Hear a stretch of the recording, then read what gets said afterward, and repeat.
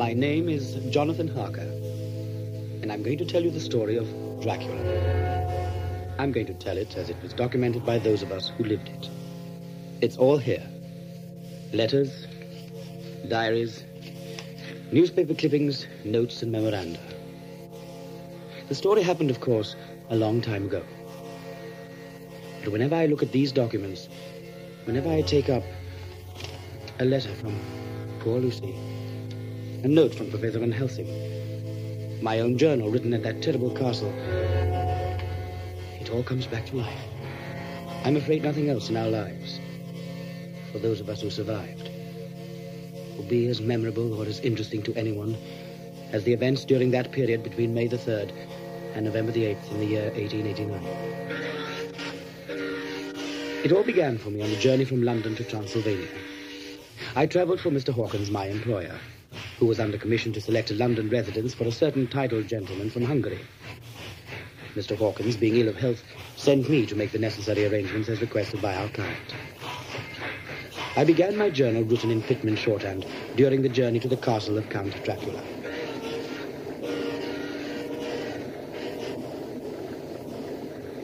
May 3rd. Only a glimpse of Budapest, then on.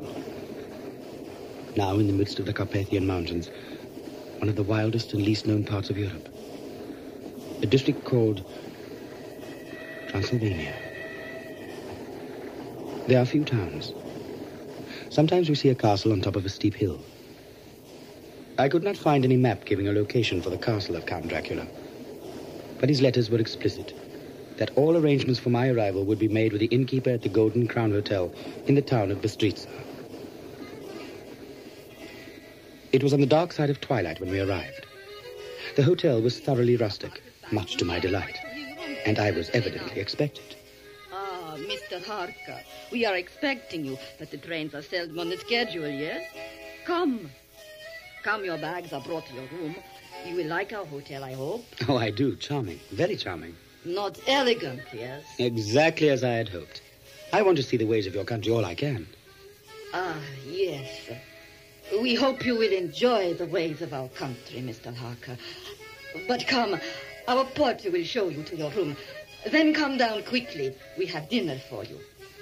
Oh, and here, a letter for you, Mr. Harker. Thank you.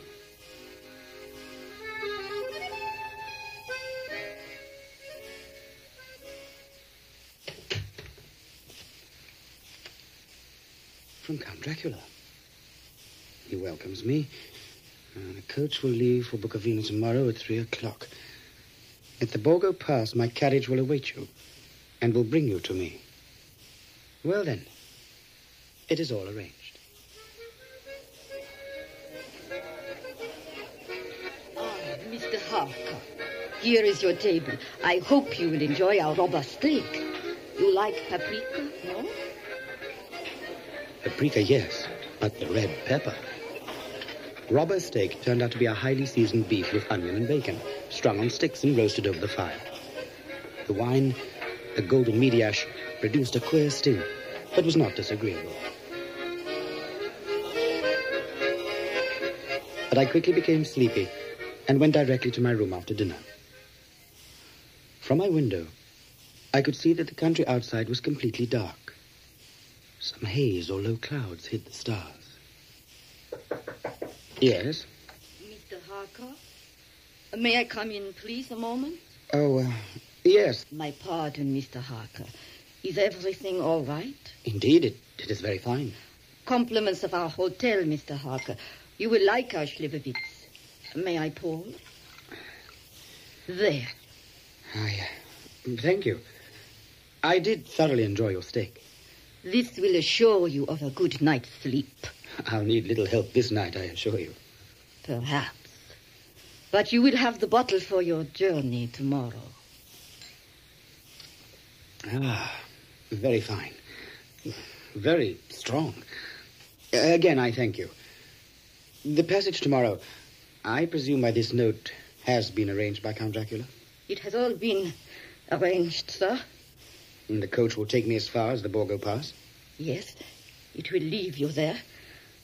A coach from the castle will be waiting. Yes, well, thank you again for the liquor. Must you go, Mr. Harker? Must you go there? Indeed. It will be the eve of St. George. I am not familiar with that celebration. When the clock strikes midnight, all the evil things in the world will arise. Ah, it is similar to our All Hallows, perhaps. You should wait another day before going.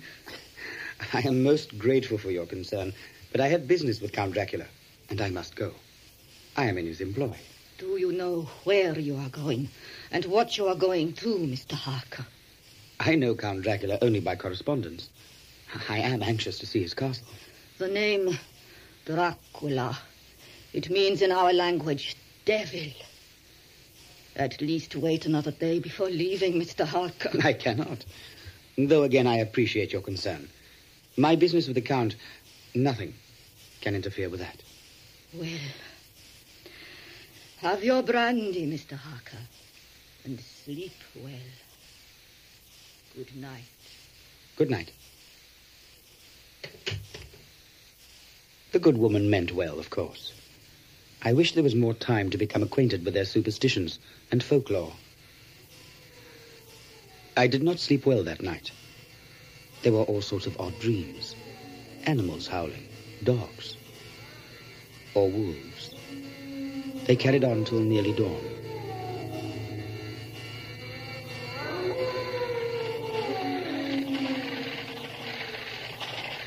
The next day, after another meal heavily spiced with paprika, the coach arrived and the passengers for Bukovina scrambled in. The small crowd gathered there seemed apprehensive about me. They talked gravely, glancing in my direction, a few of the older women crossing themselves. I presumed it had something to do with my destination, the castle of Count Dracula. Mr. Harker! Mr. Harker! Ah, madam. On my return, I hope I can remain longer in your charming town. I will try to arrange it. Mr. Harker, here, for you, for your safety, you must take this. But, madam... You must take it, Mr. Harker. It is the eve of St. George. Here, keep it around your neck. So. A crucifix? Madam, it is not necessary, I'm sure. Keep it around your neck. It will protect you. But from what? It will protect you, Mr. Harker. From everything. Ready, sir. Coming. Well, thank you, madam. Thank you, I'm sure. It will protect you, Mr. Harker. It will protect you. Protect me? From what?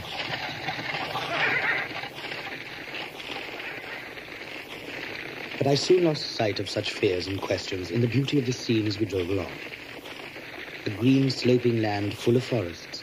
What they call here the Mittelland. The road was rugged, but we flew over it in what seemed to be a feverish haste, soon entering the steep area of the Carpathians. Great forests along the slopes, and in the distance, endless peaks of jagged rock. The late afternoon sun brought out all the glorious color.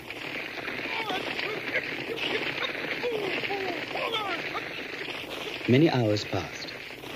We had stopped only briefly to light the coach lamps, then on, even faster.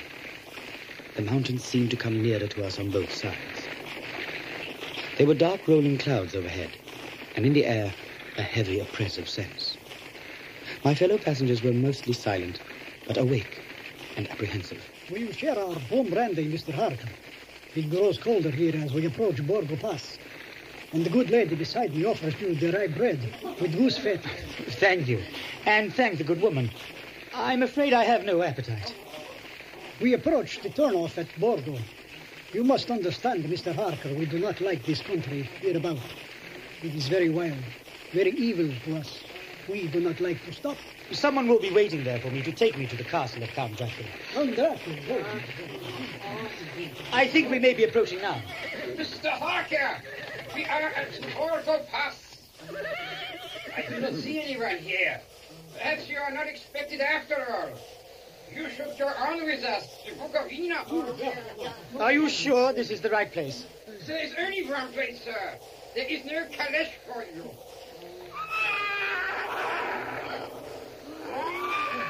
Ah! There is a coach. Hurry, sir. Denn die Toten reiten schnell. For the dead travel fast. From a German poem, Mr. Harker. Mr. Harker. Hurry, sir. Here are your bags. Thank you.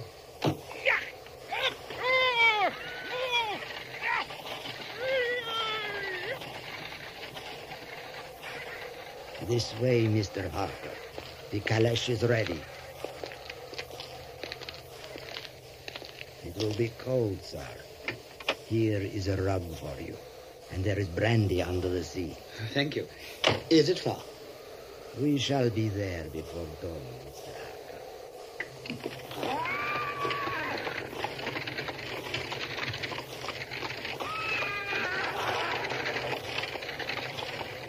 It was a strange, fearful drive.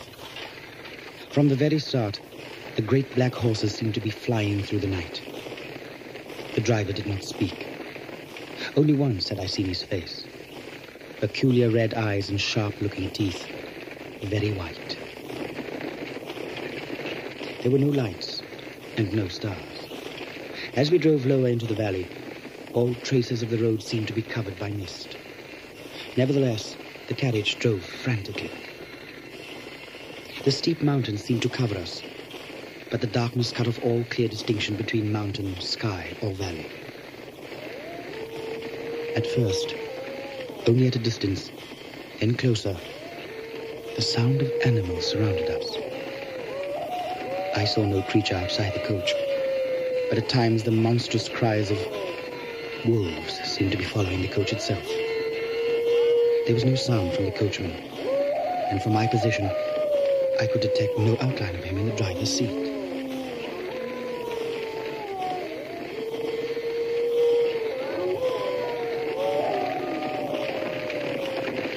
Then, just as suddenly, we had arrived.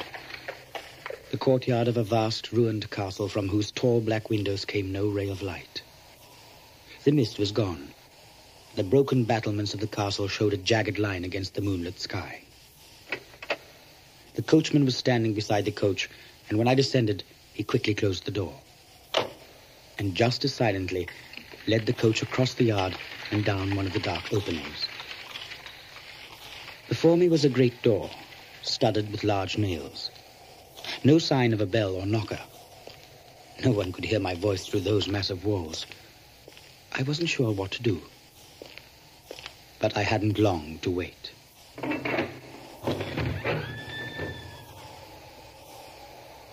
Before me stood a tall old man, clean-shaven, except for a long white moustache, dressed from head to foot in black. Welcome to my house, Mr. Harker.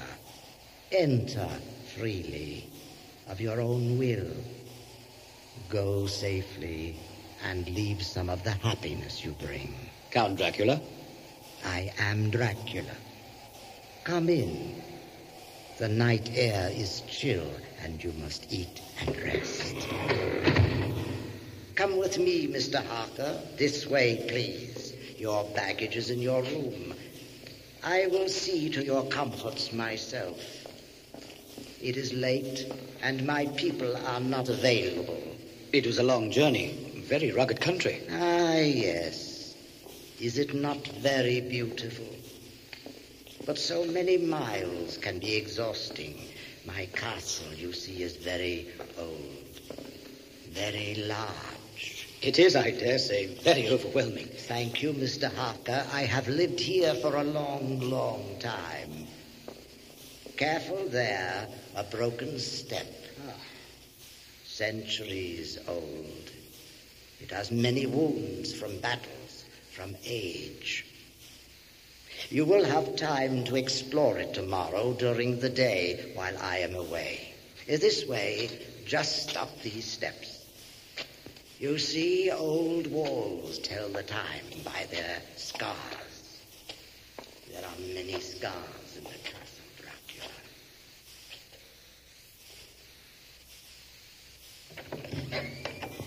Here, Mr. Harker, I trust you will be comfortable. Well, Indeed, this is very pleasant. The fire has warmed the rooms for you. Now you must refresh yourself. When you are ready, I will join you in the other room where your supper is prepared. Till then, Mr. Harker.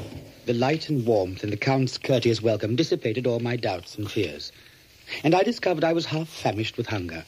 So quickly making ready, I went into the other room.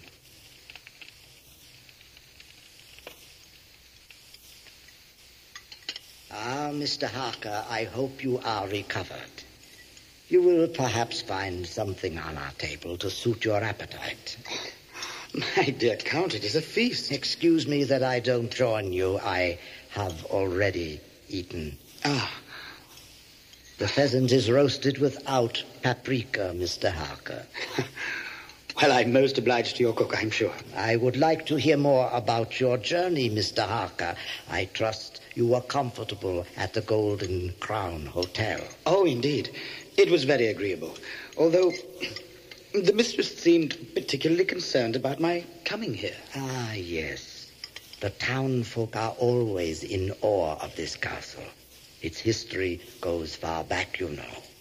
The stories are not always pleasant or understandable to the outside world. They seemed frightened of the place, of my coming here.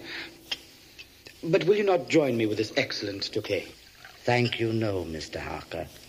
Wine is not to my taste. But you were saying about the townspeople of Bistritza. Yes, well, The Count asked me many questions about my journey, and I told him by degrees all I had experienced. When I had finished, we sat before the fire, and I had an opportunity of observing him more closely. His massive eyebrows, the mouth rather cruel-looking with sharp white teeth, and a general effect of extraordinary pallor. And most strange, there were hairs growing on the palms of his hands. You are observing me, Mr. Harker. I am Boyer of the Sectleys, descended from the Huns, from Attila. It's a long and heroic lineage, and I shall tell you about it one evening.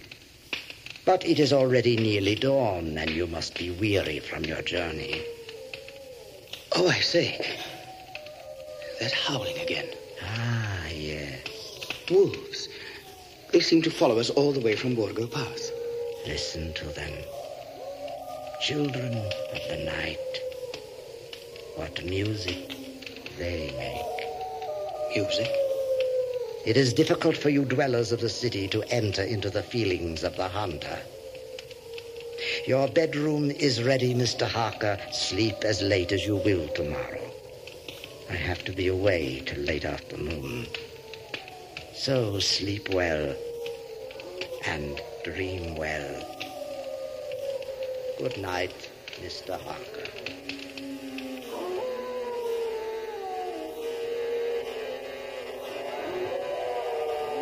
I am all in a sea of wonders.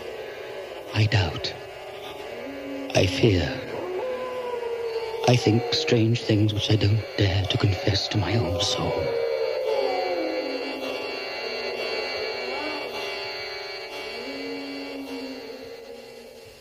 May 7th. I slept most of the day. It was nearly sunset before I arose and ate the cold breakfast laid out for me.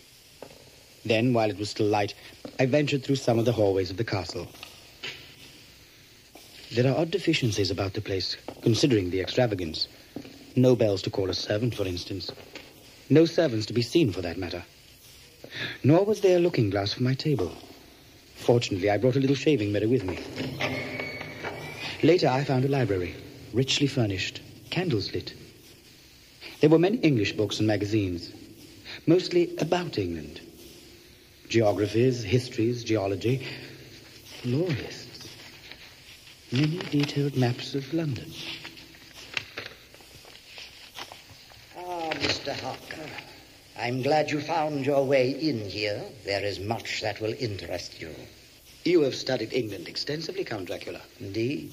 Since I have decided to visit your country, these books have given me hours of pleasure. I long to go through the crowded streets of your mighty London, to be in the midst and rush of humanity, to share its life, its change, its death, all that makes it what it is. And it is my business with you, Count Dracula, to make this possible. Yes. Tell me about the house you and Mr. Hawkins procured for me. Well, it's at Purfleet. You see, here on this map. Purfleet, eh? On a by-road, but it perfectly answers your specifications. Very large and very old. Ah, yes, very old. It's built of heavy stones, and I'm afraid in need of much repair.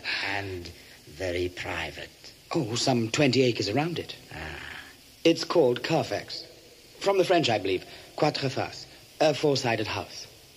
Possibly, Mr. Harker, it refers to a place where four roads meet. A crossroad. Where, in your English folk tradition, suicides are buried.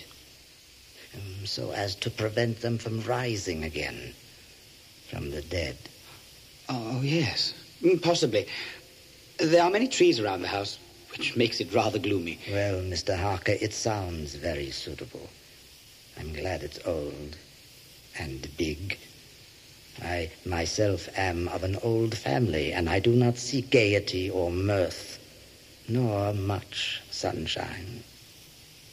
I am no longer young, and my heart, through weary years of mourning over the dead, is not attuned to brightness. Moreover, the walls of my castle are broken. The shadows are many, and the wind breathes cold through the broken battlements and casements. I love the shade and the shadow. Good heavens! What was that at the window? It looked like an enormous bird. Possibly a bat, Mr. Harker. They come about often after sunset. Sometimes they are attracted by a lighted candle. They are very hungry after their long sleep through the day. As you must be, Mr. Harker, come, your dinner is laid out for you. I will join you for conversation. I have already eaten this evening. And you can tell me more about London and my future dwelling there. We must go over the street maps, and I want to be thoroughly familiar with everything in my dear new country of England. And so we spent the night as we had done the previous. Still no sign of any other person in this strange and frightening place. I have been uneasy about it.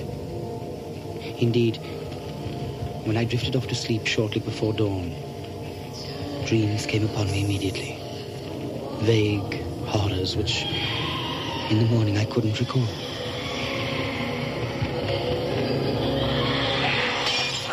Image of man's vanity. I allow no mirrors in my castle, Mr. Harker. See, it has wounded you. You are bleeding. It is nothing, Count Dracula. You startled me. I did not see you enter as I was shaving. It was the razor, not the glass. But you bleed, Mr. Harker.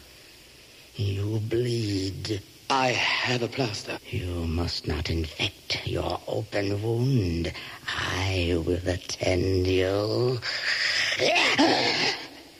You wear beads, Mr. Harker. A pendant, a crucifix, given me by the mistress of the inn. You see how simple and charitable our country folk are, and full of so many superstitious fears. But still, Mr. Harker, you must take care about cutting yourself. It is more dangerous than you would think in this country. Then he withdrew without another word, and I attended to my own wounded chin. Indeed, I had been startled when he first spoke. I hadn't heard him approach. But more interesting, I hadn't seen him in the mirror while I shaved, though the reflection showed the entire room. After breakfast, which was again laid out in the adjoining room, I explored the castle during the remaining hours of daylight. I could not find the Count anywhere. I found a room with large windows from which the view was magnificent. The castle is on the very edge of a terrible precipice. A stone falling from the window would fall 1,000 feet without touching anything. The forest reaches up to the walls of the castle and spreads in hills and mountains as far as one can see. Later, I explored further. Doors. Doors. Doors everywhere. And all locked and bolted. In no place, save from the windows of the castle walls, is there an available exit. The castle is a veritable prison. And I am a prisoner. A prisoner. A prisoner. A prisoner.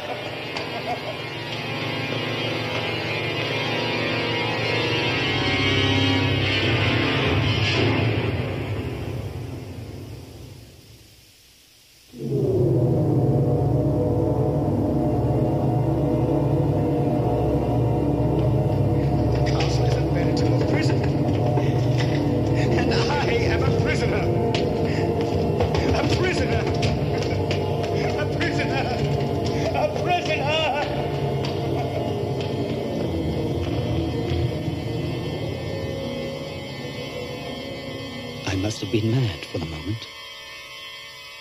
Now I am calm. I can think clearly. I must keep my discovery to myself. Count Dracula doubtless has his reasons for this. I need my reason and sanity. But I am frightened. We Zeklis have a right to be proud. From our veins flows the blood of many brave races who fought as the lion fights for lordship, and we were lords. Again and again they came, the Ugric from Iceland, the Lombards, the Bulgars. We drove them back again and again. Kindred to the Magyars, we crossed the Danube and fought back the Turks. It was a Dracula who led them.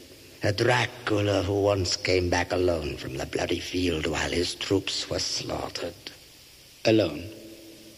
Because he knew he was born to lead, never to die in battle. And he led and was master.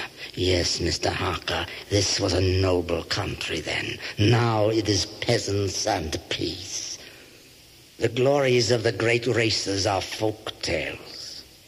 Blood is too precious a thing in these dishonorable days. But again we have talked all night. You must be tired. Sleep well and dream well, Mr. Harker. We will meet again tomorrow.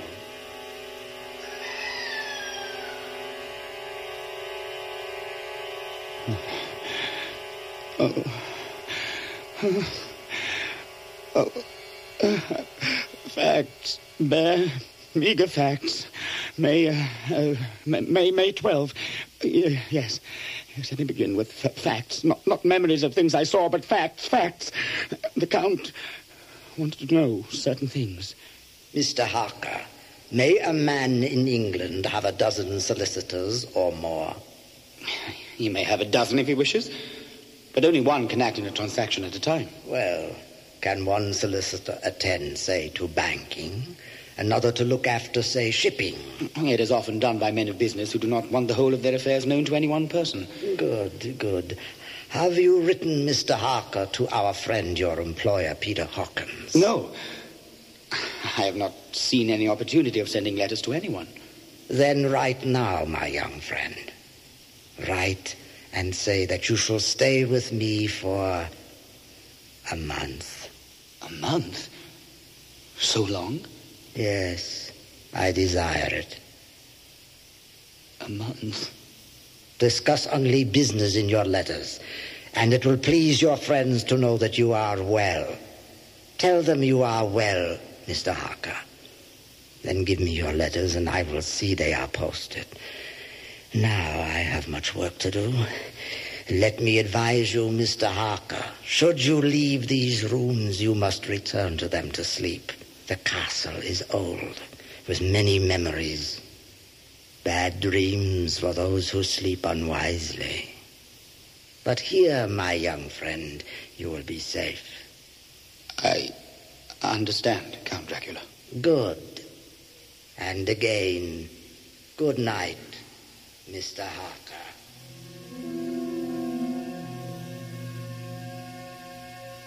I quite understood. But could any dream be more terrible than the horrible gloom and the mystery that seemed to be closing in around me? I have placed the crucifix over the head of my bed to free myself of dreams.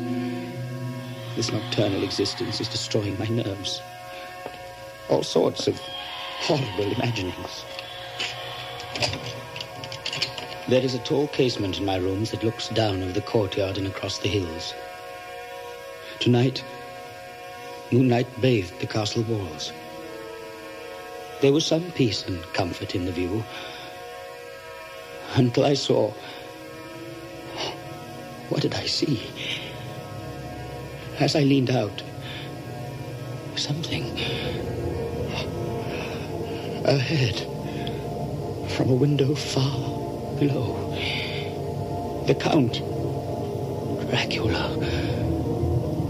Then the rest of him, emerging slowly from the window. And then face down, crawling like an animal down the castle wall, over the dreadful abyss. His cloak spreading out around him like great wings. What manner of man is this? Or creature? I feel the dread of this place overpowering me. And there is no escape. There is no escape.